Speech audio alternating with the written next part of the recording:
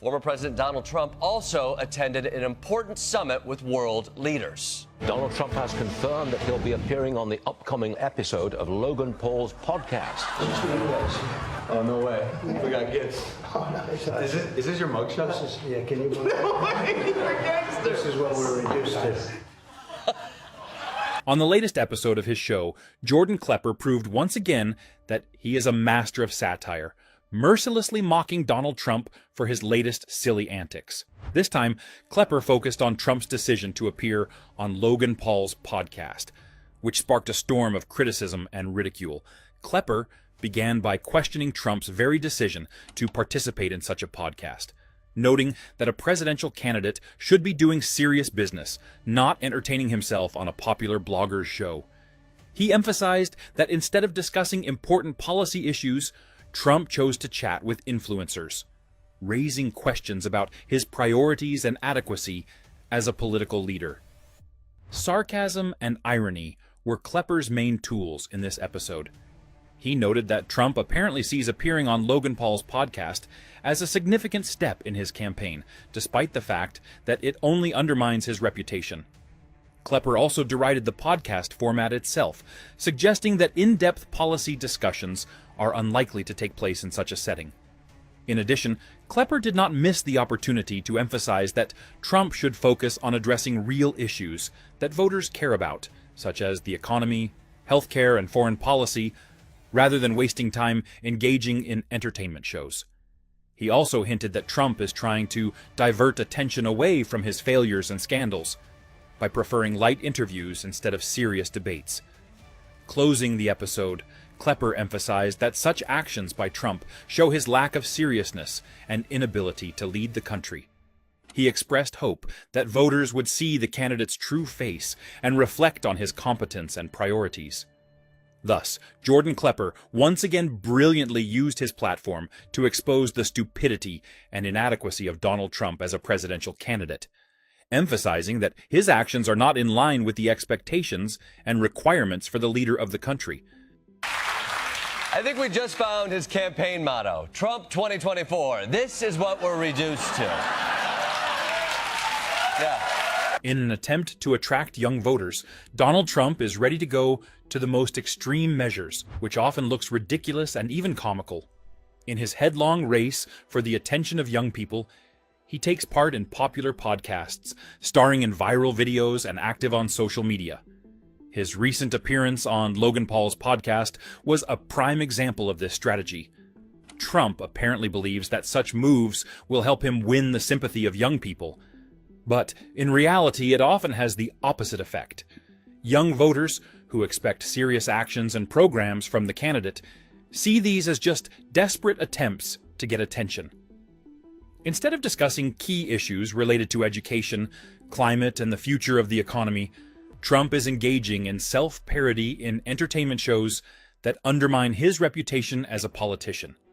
These actions seem particularly ridiculous against the backdrop of the serious issues facing the country. While young people are demanding reforms and concrete steps to improve their future, Trump spends his time engaging in questionable projects and photo shoots with popular bloggers. This gives the impression that he is more concerned with his popularity than solving real problems. In addition, many young voters see these actions of Trump as an attempt at manipulation. They realize that real change requires serious discussions and thoughtful decisions, not participation in entertainment shows. Trump's attempts to look modern and on-trend only emphasize his disconnection from the real needs and expectations of young people. Instead of going to extremes for the sake of attention, Trump should have focused on developing concrete policy programs that address the concerns of young people.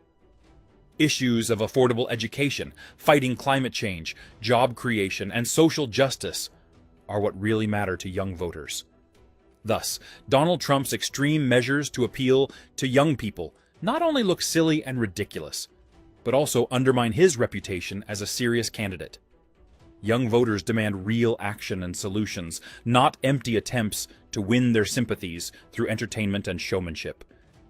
There's more breaking news we're following. Only moments ago, former President Donald Trump wrapped up his meeting with congressional Republicans up on Capitol Hill. It marked his first visit since telling his supporters to, quote, fight like hell just ahead of the deadly January 6th riot. Yeah, Trump was back on Capitol Hill for the first time since January 6th. Donald Trump is desperate to return to the Republican Party and rebuild his political base, despite the fact that many Republicans turned their backs on him long ago. One of the most prominent examples of this rejection is the Lincoln Project, an organization set up by Republicans who openly express their disdain for Trump and his policies. The Lincoln Project, founded in late 2019, includes prominent Republican strategists and consultants such as George Conway, Steve Schmidt, John Weaver, and Rick Wilson. These influential figures have united to oppose Trump and his influence on the Republican Party. They believe that Trump has led the party to collapse by destroying its traditional values and principles. The organization is remembered for its vivid and often provocative videos that portray Trump as a threat to democracy and American values. In each video, the Lincoln Project emphasizes that Trump does not meet the standards and expectations of the Republican Party, portraying him as a toxic leader who foments division and hatred. Despite the apparent rejection from the Lincoln Project and many other Republicans, Trump continues to strive to reclaim his influence within the party. He is actively participating in Republican events, supporting conservative candidates, and trying to regain his status as the party's leader. However, his attempts look like desperate and ineffective amid growing discontent and criticism. The Lincoln Project vividly demonstrates that many Republicans no longer see Trump as their representative. They see him as a threat not only to the party but to the entire country. Their position shows that the Republican Party is no longer willing to put up with his eccentricities and radical rhetoric. Even if a portion of Republicans continue to support Trump, their number has significantly decreased compared to the past.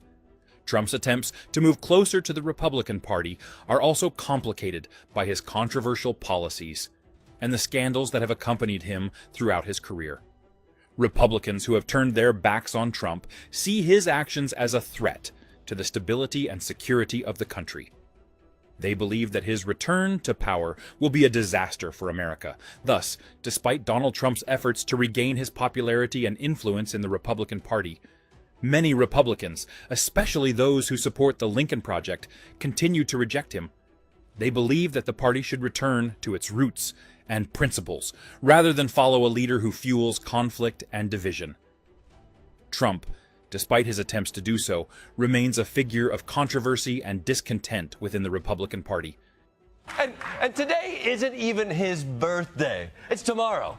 I mean, I know Trump has done a lot. He's a convicted felon. He tried to overthrow the government, but now he's celebrating a birthday week. The man's a fucking monster. Donald Trump, as a presidential candidate, raises serious concerns among many Americans and political analysts. His possible return for a second presidential term is seen as a threat to the stability and democratic foundations of the country. Trump's actions in the past, as well as his current statements and deeds, indicate that his policies could lead the country to chaos and destruction. During his first term, Trump has often demonstrated unpredictability and a penchant for radical decisions, which has led to numerous crises, both domestically and internationally. His approach to governance was often based on personal ambition and the pursuit of self-promotion rather than the long-term interests of the country. Disregard for traditional democratic institutions, attacks on freedom of the press, constant scandals and conflicts with international allies have characterized his presidency. If Trump returns for a second term, it is likely that these trends will only intensify. His policies could become even more unpredictable and destructive. Given his penchant for autocratic methods of governance, there is a real danger of further weakening democratic institutions and the rule of law. His approach to domestic and foreign policy could lead to economic and social upheaval that would affect all Americans. In addition, Trump often ignores scientific data and expert opinions, which was particularly evident during the COVID-19 pandemic. His distrust of science and facts could lead to further catastrophic consequences, especially in critical areas such as healthcare and the environment. Instead of making decisions based on verified information and consulting experts, Trump prefers to act impulsively and populistically, which threatens the well-being of the nation. Another serious danger of Trump's second term is his tendency to foment social conflict and divide society. His rhetoric often seeks to create animosity between different groups of people, which can lead to increased domestic instability and violence. Instead of promoting unity and cooperation, Trump sows discord and distrust, which weakens the country from within.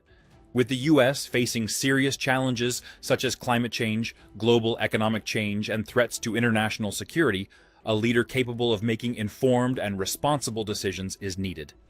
Trump, with his radical and impulsive approaches, is not only unable to deal with these challenges, but is exacerbating them. Thus, Donald Trump's second term as president could be a disaster for the U.S. His actions and policies to destroy democratic foundations and ignore scientific evidence could lead the country to chaos and division. America needs a leader who will unite rather than divide, who will make decisions based on facts rather than personal ambition.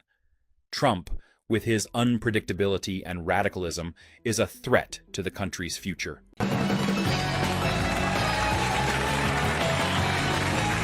The whole thing is a scam. Jon Stewart turned Trump's court cases into a funny skit and mocked it on his show. Jon Stewart returned to his old seat behind the desk of The Daily Show on Monday evening after a nearly 9-year hiatus, resuming his role as the late-night show's host just in time for the 2024 presidential election. Stewart did not spare President Biden or former President Donald Trump from pointed jokes, spotlighting how the frontrunners in both parties are 81 and 77 respectively, and that 2024 is shaping up to look a lot like 2020. He displayed a suggested slogan for 2024 election coverage: "What the at K are we doing?" Alternatively, he offered Indecision 2024, Antiques Roadshow.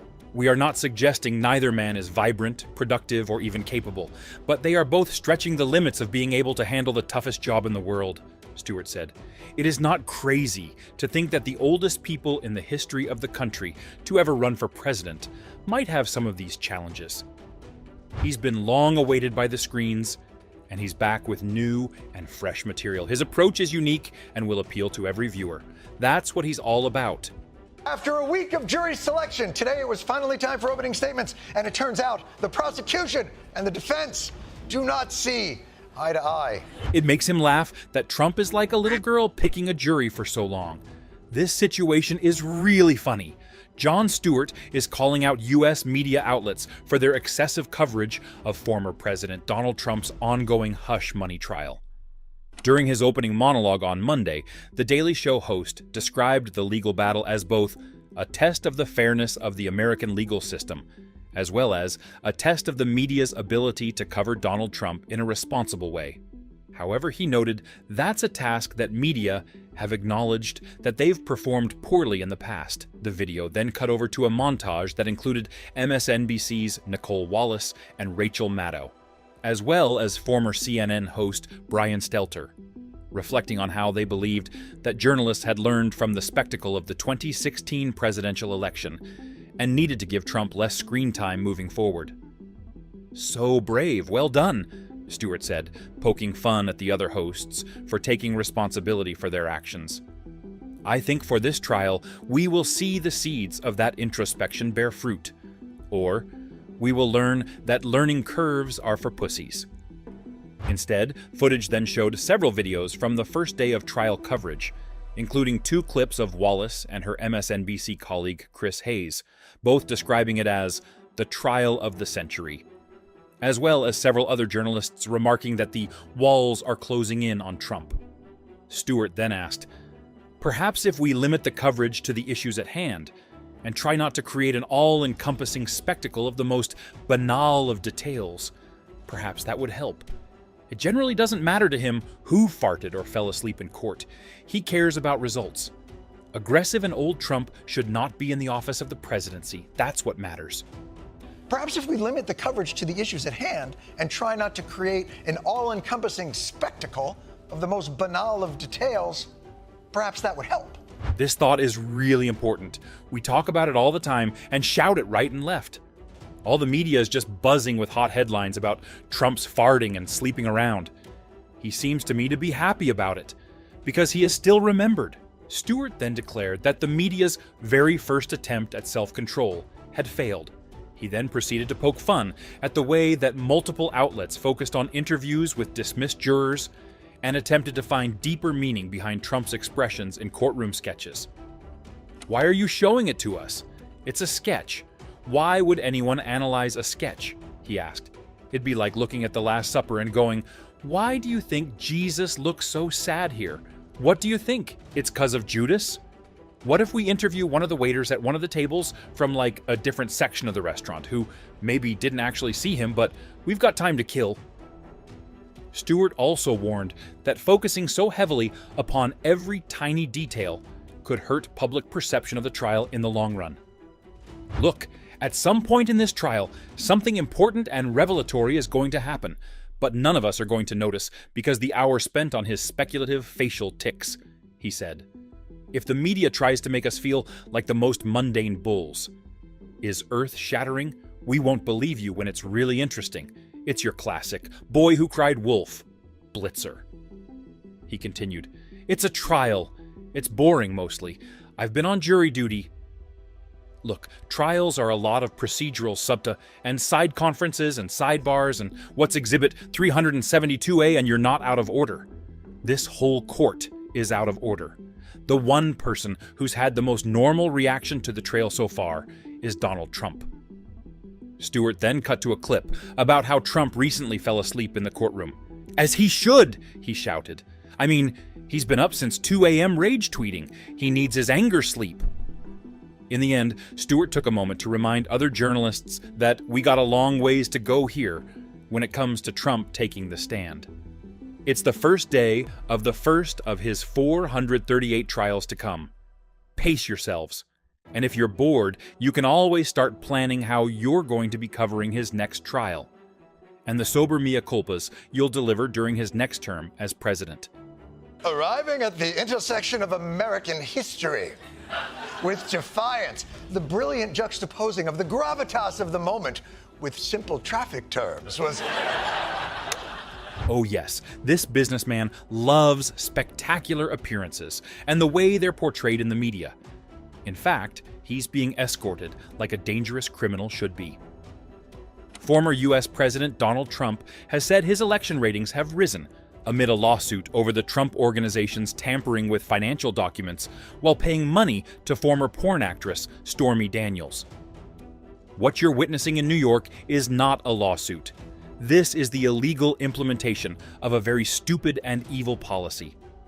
But the good news is that it has raised our ratings higher than ever. People are realizing everything. This is a hoax. And people realize it. These allegations are not just an attack on me. They are an attack on the constitutional rights of all Americans, he said, speaking to supporters in Freeland, Michigan. Trump emphasized that in the midst of a presidential election, the Republican Party contender is facing unprecedented attacks. They do this because they are attacking a political opponent in this way. Many political opponents would not have been able to cope with such circumstances, but I have a good relationship with the people, he added. The politician is convinced that the current administration is bad at politics and only knows how to rig elections. We have insecure borders, high taxes, poor state of the armed forces. All of those things are bad, but they're good at election fraud. That's the only thing they're good at, Trump opined. A court in New York is hearing a case of falsifying business records against Trump. The reason for the investigation against the former U.S. president was the publication of the Wall Street Journal in January 2018. According to its data, a month before the Republicans' victory in the presidential election in 2016, his lawyer, Michael Cohen, paid porn actress Stormy Daniels $130,000 so that she did not spread information about the connection with Trump about 10 years ago. Sounds to me like he's deeply mistaken. Few people want a dangerous criminal and crook who likes to steal money and government documents to be their president. What do you think about that? But first, it has been another big week of wall-to-wall, non-stop, penis-to-penis coverage of Donald Trump's. The end of the week, and new details in Trump's affair with not-so-famous porn actress Stormy Daniels. Jon Stewart, a man of incredible charisma, tells us how the former president screwed up. This is going to be interesting. In case anyone didn't know, here's a short chronology of events. The atmosphere inside courtroom 1530 was already electric. A brooding Donald Trump glared out at the ranks of press as if to gauge the size of his audience, before prosecutors and defense lawyers haggled over how much of the mechanics of his alleged affair could be brought up before the jury. Only no one had reckoned with the way porn star Stormy Daniels would become a runaway witness, as she described their 2006 hotel encounter. I had my clothes and my shoes off. I believe my bra, however, was still on.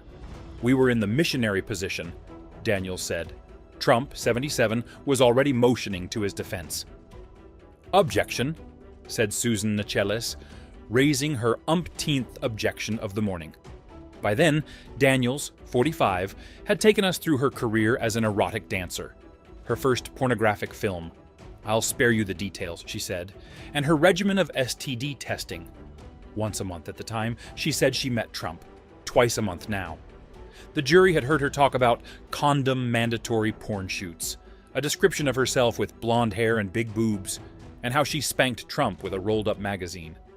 But it was two moments, when she described not being able to remember how she ended up on a hotel bed with Trump and how he allegedly failed to wear a condom. That briefly threatened to derail the whole hush money case.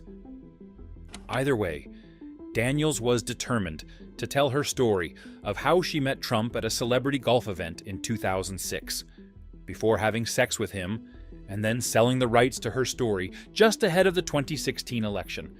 That's exactly how it went down in the courtroom the day before. What happens next? Is Trump's presidency over? She said I had my clothes and my shoes off. I removed my bra. We were in missionary position.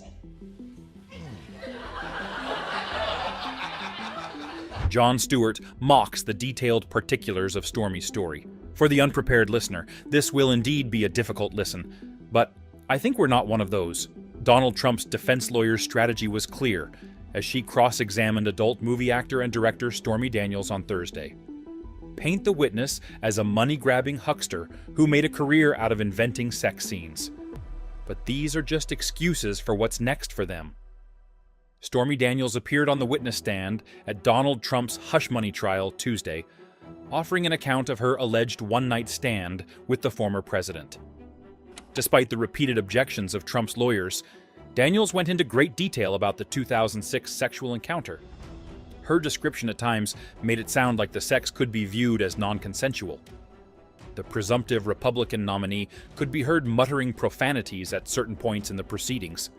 Trump, who denies ever having sex with Daniels, has pleaded not guilty to charges of falsifying business records to conceal hush money payments to Daniels during the 2016 election. At the opening of Tuesday's court session, Trump's attorney Susan Nicheles began by objecting, in advance of testimony by Daniels, whose legal name is Stephanie Clifford, to the prosecution seeking any details of any sexual acts. The charges, the defense noted, are not over alleged sexual acts. Susan Nicheles, defense attorney, we think that this is irrelevant. It has nothing to do with the charges in this case. And to the extent that it has any relevance, it's unduly prejudicial, and there really is no reason for it to be coming into the case about books and records here. Justice Juan Merchan. And when you say details of any sexual act, what do you mean? Do you mean more than just, we had sex? Nicheles, yes, Your Honor. The prosecution argued that Daniels' account, particularly of a conversation with Trump in a hotel suite where Daniels says they had sex, was important for establishing her credibility as a witness. Susan Hoffinger, prosecution attorney. The general details of what occurred, including the sex act, barring certain details that are unnecessary, are a significant part of the story, but also very important for us in terms of her credibility. Merchant. So when you say that some details are necessary, can you give me a sense of what you have in mind? The prosecution argued that the details are important if the jury is to understand why Trump would have been motivated to pay money to prevent a story about the alleged encounter with Daniels from appearing in news reports. Hoffinger. How she even ended up having a sexual act with him. And then, in terms of the sexual act, it will be just very basic. It's not going to involve any descriptions of genitalia or anything of that nature. The judge ruled that prosecution lawyers can ask Daniels for background information about the events leading up to the encounter. Everything came out, and now Trump is in a panic because his whole past life will not be a secret to anyone. Now the stigma of being a short mushroom will follow him for the rest of his life. But perhaps this hyper-focus by our news media is purposeful, to distract Americans by keeping visions of dancing penises in their heads. All the while, Americans are losing their freedoms at home. It's all childish laughter against the backdrop of what's ahead of us. If Trump wins this case and wins the presidency, we are in for the inevitable. Mr. Trump's ruinous tenure already has gravely damaged the United States at home and around the world. He has abused the power of his office and denied the legitimacy of his political opponents, shattering the norms that have bound the nation together for generations. He has subsumed the public interest to the profitability of his business and political interests. He has shown a breathtaking disregard for the lives and liberties of Americans. He is a man unworthy of the office he holds. The editorial board does not lightly indict a duly elected president. During Mr. Trump's term, we have called out his racism and his xenophobia. We have critiqued his vandalism of the post-war consensus, a system of alliances and relationships around the globe that cost a great many lives to establish and maintain. Yet when the Senate refused to convict the president for obvious abuses of power and obstruction, we counseled his political opponents to focus their outrage on defeating him at the ballot box. Donald Trump has officially announced he is running for president for the third time in 2024 in a speech attacking President Biden, the radical left Democrats, and their record on the economy and the world stage in the 2 years since he left office. The former president ignored Republican critics and those who blamed him for the GOP's disappointing midterms, to go full steam on stating his intent to be back in the Oval Office to drain the swamp, with the country being destroyed before our very lives. In order to make America great and glorious again, I am today announcing my candidacy for President of the United States. He confirmed to huge cheers before laying into the FBI raid, the fake dossier, the deep state, and lobbyists. He hopes to win and gathers a bunch of people to share his devious plans with. He's gonna lose, and I believe it. What do you think about that? Write your opinion in the comments, and don't forget to watch other shocking news on the channel.